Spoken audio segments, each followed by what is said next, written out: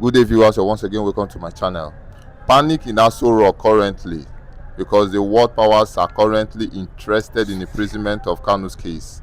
A lot of people are interested in it, so this is causing a lot of panic for the president himself, Bola Ahmed Tinubu. And with the progress of the Biafrans currently, with Ngozi Orabueze currently running for the Senate, there is a lot of panic in Aso Rock. And now they are scared that world powers might be so much interested, and with the influence of the Biafrans outside, that this Biafra struggle might be progressing solidly. And now, what do you have to say? And a lot of news have been coming out how the president himself is trying to give Nnamdi Kanu a presidential pardon. Listen, presidential pardon with conditions is not allowed. Or do you think it's a bait for the 2027 election? It's a bait. Is going to use it to campaign, which of course the Southeasterners are aware. To get votes, right? Yes, they can never vote for him. Kanu has not committed any crime. Someone that has been questioning the judge on a platter of, on the face of camera. The whole world was watching. Show me where the law is. Meaning that he is incarcerated, jailed under a law non-existed. I don't know what to understand. Could you see how this young man has mattered Nigerian courts? Show me where the law is. When it matters most, Kanu came with many law books, international and local. Come and show me where it is treasonable felony when someone is agitating for self-determination. It is allowed everywhere in the world. I don't really understand. I'm not trying to deviate from the question you give me, but I want to tell you that Kanu is well educated with both local and international law. And Omotocho is a law illiterate, law blind and history blind. To have failed indicated where this law, Kanu went to jail, is embedded in Nigerian constitution. So what I'm trying to say, it is not that the whole world the superpower might be interested. I just want to alter your question. In Biafra case, Kanu case, they are interested. Might should not be there. Do you know what? Canada has listed Nigeria into their black book of terrorism. Canada believe that Nigerian politicians exuding Nigeria into Canada are escaping terrorists from this contraption to cause obstruction in Canada. They have been barred. Nigerian politicians have been barred from entering Canada. Why? Because of spate of terrorism. 2, Nnamdi Kanu illegal incarceration. I don't know what you understand. It's not due to bad governance. They know us over there that government of this part of the world is bad. But what scares Canada and other superpower countries from allowing Nigerians, especially politicians, visa, is because of spate of insurgency that erupted since 2009-10 in Nigeria. It's getting to 2 decades. We're in 2026, just remaining 3 years. Insurgency has lasted 2 decades in Nigeria. A shameful thing. If something like that is happening in any contraction or country, and government of the day of that country could not contain it or curtail it within 24 hours, you will know that there is official structure. Both federal and the state structures are involved in such, let me say, crisis. We are facing security crisis right from the administration of Yar'Adua, the late Nigerian president. Yar'Adua. And it's getting to 2 decades now. We've not conquered insurgency or insecurity. So what are we saying? The world superpower are gathering momentum themselves, and the Biafra is gathering strength. Because when they gather all the informations, they are coming to strike. There are many sanctions and embargo about to unleash on Nigeria by United Nations and member nations. What Ngozi Orabueze, Dr. Ngozi Orabueze, Her Excellency, is doing in the faraway United States of America is welcomed by every Biafra in diaspora and in Biafra land. Because that young woman has done much well. Ogenkere, I don't know, you have never mentioned any one of them. I've never criticized any one of them. My plea is abide by the rule, abide by unity, abide by consensus and convention. Let us join together and work out a stronger Biafra nation. Ngozi Orabueze, our Prime Minister in exile since arrest of His Excellency Mazi Simon Ekpa Njoku. She is doing well. I mean, Ngozi Adebeze is doing well. Okay, Kere fashion, I don't know why you people are aggrieved. But all I know is that state of Georgia has allowed Mazi Nnamdi Kanu citizenship, and this time around, Congressman has made it possible that one of us, not one of us, our Prime Minister is in exile, is now one of the lawmakers in America. State of Georgia has actually allowed him in. So that is a bigger achievement. And that does Aso Rock is tensed up because what Tinubu has bargained is not what he's getting right now. Trying to use Mazi Nnamdi Kanu as bait during 2027 presidential election is a craft, is a scheming that has actually failed. Whether allowing presidential pardon without conditions, Tinubu, no, we are not going to vote for you. We don't like you. We hate what you are doing. You are not a true leader. You are not a lover of Igbo man. You destroyed many of our properties while you are governor here. When you left here as governor, you become godfather, pocketed Lagos, giving instruction and the instructions on demolition of Igbo properties. Our properties in Lagos. We can never vote for you. Then again, pardoning Mazi Nnamdi Kanu on what ground did he commit crime? You are Mazi Nnamdi Kanu who commits crime. You committed crime by not allowing court rulings to stand, court contempt. You are the one that should be pardoned by Mazi Nnamdi Kanu. Tinubu, you can't jail Nnamdi Kanu. And you did not jail him, you seized him, you abducted him into Sokoto Correctional Center using the most dogged, rubbish Chief Justice I've ever witnessed in my life. James Omotocho, God will still punish you forever. I'm saying it as Mazi Nnamdi Kanu has said it. I'm saying it too as an Igbo man. It is so painful the way a modern Nigerian nation state is treating Igbo man. Bandits are celebrating with money they realize from their various kidnapping operations, while Mazi Nnamdi Kanu is suffering from justice, righteousness, and what? Agitation. He actually, performed in the past as one of the best. He chartered Guinness Book of Record, the best agitation group leader in the world. He is suffering from justice. The injustice meted on the continent of Africa for the black Africans is the reason why Kanu is suffering there. Kanu is not there only for Igbo man, mind you. Kanu is there for you and I. Kanu is there for every black man on the continent, that continent of Africa. Kanu is the one opening our eyes. Yeah, a candle on the mountain top in Africa. That is what Kanu represents. That brings me to my question, because currently I heard a Biafran agitator online crying and commenting how for someone to seek for freedom has become a terrorism in Nigeria, because currently the list that came out really exposed a lot of things, and that has triggered what eyes to actually look into this case. How the name for the terrorist sponsors was released and Simon Ekpa's name was among the list. What would you have to say on this? No, that is one of the vices, the Igbo man is facing in Nigeria. Are they trying to tell the world powers that the Biafrans are terrorist group? Yes. Do you know why? That is where Tinubu is heading to.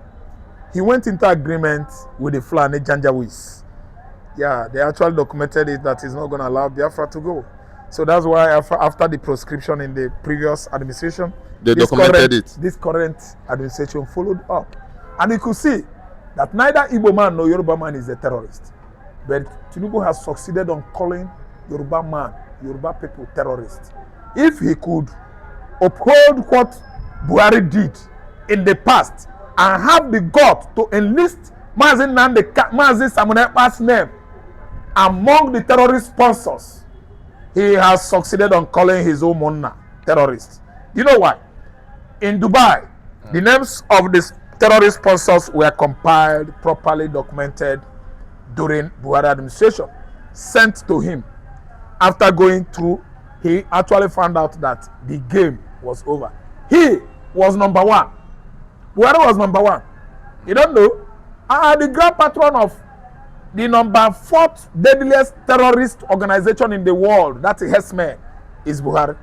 They compare his name. Then the names of others were the names they actually discovered their bank accounts in the UAE. How money flow, exude, in and out into Nigeria. They track the money. They are using it to sponsor terrorism in conjunction with Obama USAID. Obama is actually fingered. That US aid, the money, Nigeria is using their own to sponsor Boko Haram during Buhari regime. You see the kind of person Obama is. Obama is a dangerous figure in the USA. He has many cases to answer. Obama is evil. So what happened is that after going through that list, the Buhari administration found out that it was all Fulani elites, northern elders. So that's why they work with Tinubu to follow up with proscription of IPOB as a terrorist organization. And you can see what actually chartered the entire social media platform. Simon Ekpanjoko's name, inclusion on names of people sponsoring terrorism in Nigeria. So people was like, wow, even United Nations, everywhere in the world, people started agitating. See, to the level that Finland has actually stood up and said no. If you study what is going on in Finland, it's heading to releasing of EPA, and EPA actually is coming out. What would you have to say to Sheikh Gumi name not being included? Sheikh Gumi is a terrorist sympathizer, pampering them with a velvet hand glove. He is the one that has been campaigning for this reintegration of repentant Boko Haram, even amnesty for the core Boko Haram, operators. He is doing so because they are all Muslims. Muslims are killers right from word A. Because if they know they are not killers, they are not bloody, they don't at least run bloody religion, they would have stopped their brothers. They are all serving one faith. In one faith they stand. They should discuss it in one faith, in their mosque, to back out on wasting blood of innocent Christians. So as the specter of the Christian genocide began to thicken up, we actually found out a Gumi, Sheikh Gumi, that actually goes to terrorists, discuss with terrorists, took his own, tip or commission, pocket it, goes to federal government of Nigeria, did his own political whatever there, and come back, goes to them, bandit in the bush. Sheikh Gumi knows their name, he knows their hideout, he knows whom they are. And as I'm talking to you now, Sheikh Gumi's name is listed among the terrorist sponsors. So what happened is that when Iran, Israel, America conflict finishes up in the Middle East, United States of America and Israel are coming to Nigeria to actually arrest the entire sponsors of terrorism in Nigeria. Iran is the one funding all of them. The greatest enemy the earth has now is Iran. The evil of ISIS, Iran, sponsors Al-Shabaab, Al-Qaeda, Boko Haram, ISWAP, ISIS, and the rest of terrorist platforms in the world. And Sheikh Gumi is allowed walking free, moving free, dining, dancing, celebrating with Fulani bandits in the bush. And nobody is saying anything about it. The Nigerian soldiers are there. The Nigerian police are there looking like look men. And let me tell you, Samurapa is not. Nigeria roped him in. Nigeria is a terrorist country. If you doubt me, ask Canada and the United States of America. But this same Sheikh Gumi said that whenever he goes to negotiate with the bandits in the bush, that the authorities sign with him soldiers, armed men to go and negotiate with him in the bush. What would you have to say about this? That is showing the connivance of federal government of Nigeria with terror group to eliminate all Nigerians. And that has actually shattered the record in the past that Nigeria is going to break. The breaking of Nigeria is caused by the local Hausa tribes are, overly, let me say, cowards.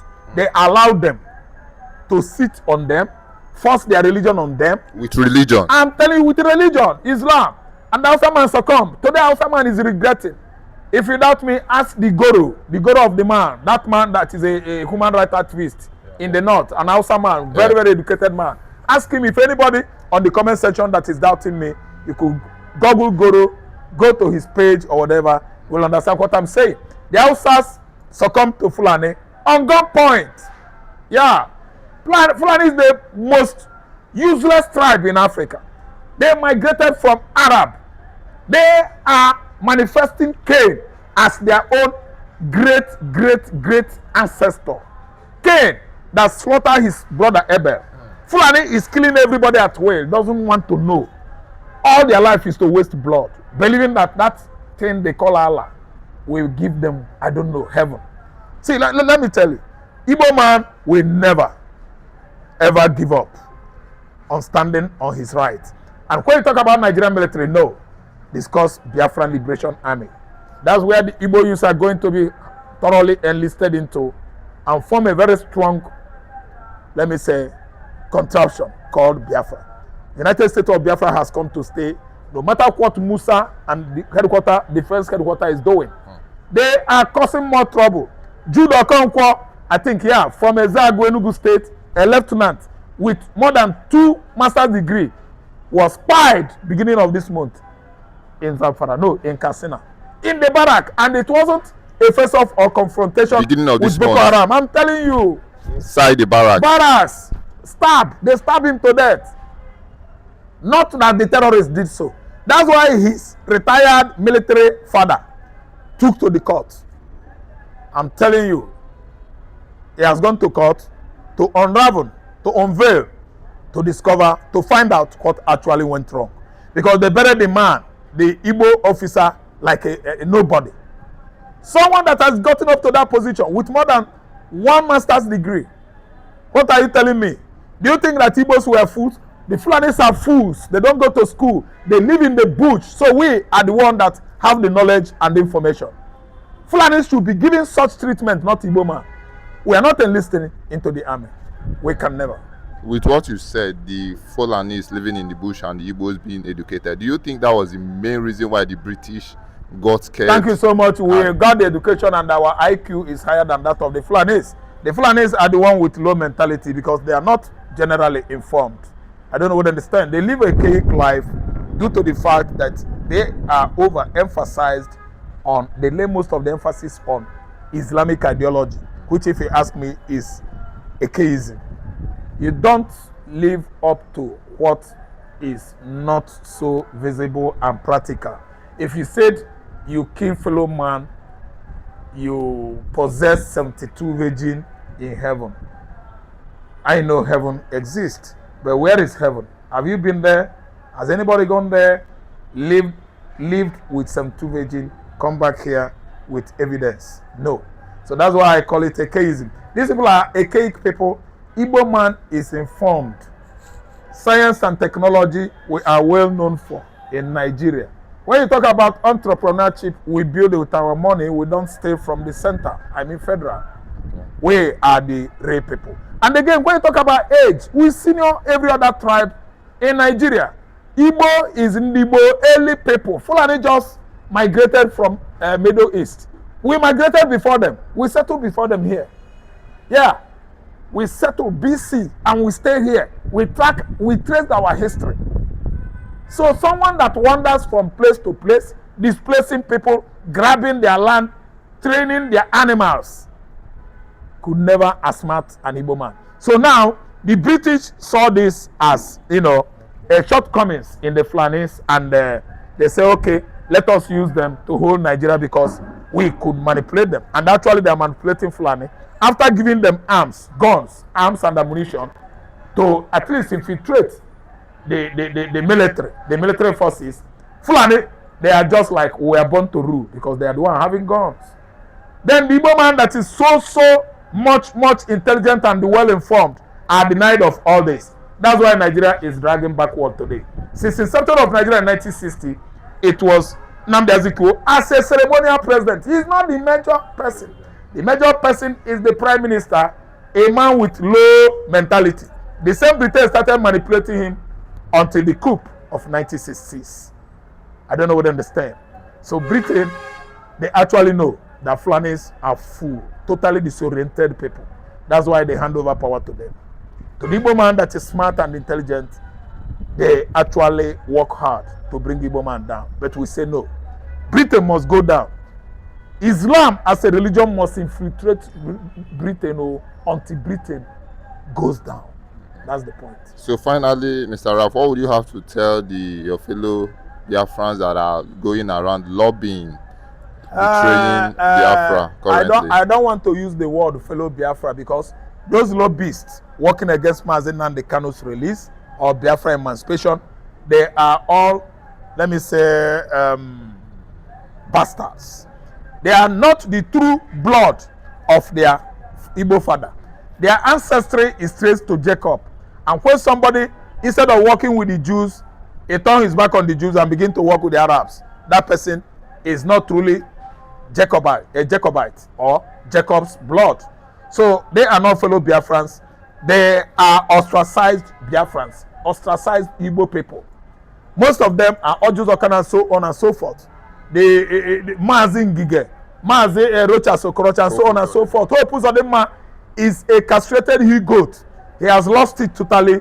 He is not part of us anymore. No matter what he does or what he says in terms of begging, we are never together with Hope again. We can never. But are you aware that the Southern of Sokoto declared Hope Uzodinma the working governor from the east? Are you aware of that? Yes, that is Fulani. He is working for them. He represents Fulani in the southeast, so there's no how he could not recognize him. He is the agent, a representative of the Fulani interest in the southeastern region of Nigeria. Thank you very much, Mr. Raf. You're welcome.